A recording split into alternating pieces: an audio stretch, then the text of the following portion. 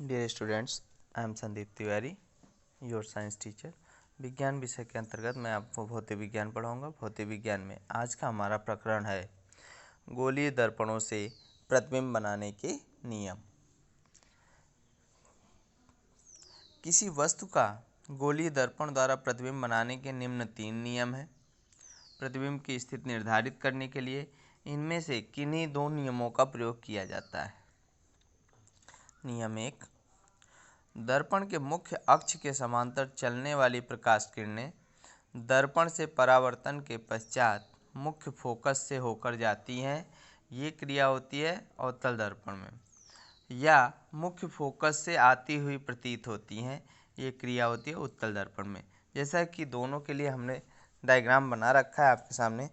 पहले डायग्राम में अवतल दर्पण है, जब मुख्य अक्ष के समांतर प्रकाश की किरण है जो मुख्य फोकस से होकर जा रही है, और दूसरे डायग्राम में उत्तल दर्पण में देखिए कि समांतर किरण है और जबकि फोकस से दूर हट रही है, लेकिन हम उसको जब डॉटेड लाइन पीछे की तरफ खींचते हैं तो वो फोकस से निकलती हुई प्रतीत होती है।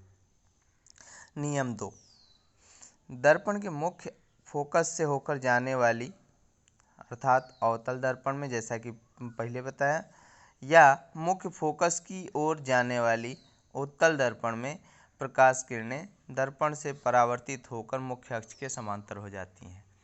इसके लिए भी 2 डायग्राम आपके सामने हैं। पहला अवतल दर्पण का है, दूसरा उत्तल दर्पण का है। देखिए, एक किरण हमने लिया जो कि फोकस से होकर जा रही है पहले अवतल दर्पण में और परावर्तन के पश्चात समांतर हो जा रही है। वैसे ही दूसरे डायग्राम में देखिए कि फोकस की ओर कोई किरण आ रही है तो वह दर्पण से टकराने पर परावर्तित हो जाती है और वो मुख्य अक्ष के समांतर हो गई है।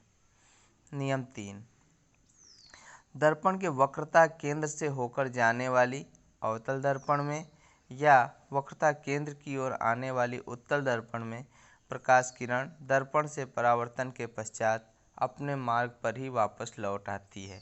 इसमें भी वैसे ही है। अवतल दर्पण के लिए हमने डायग्राम बना रखा है और उत्तल दर्पण के लिए, दोनों देख लीजिए। नेक्स्ट पॉइंट है आपका पार्श्व उत्क्रमण। पार्श्व उत्क्रमण क्या है? जब हम समतल दर्पण के सामने खड़े होते हैं तो हमारा बायां हाथ का प्रतिबिंब दायां हाथ दिखाई देता है। इस प्रकार प्रतिबिंब में पार्श्व मतलब होता है साइड बदल जाते हैं। समझ दर्पण में पार्श्व के बदलने की इसी घटना को पार्श्व उत्क्रमण कहते हैं।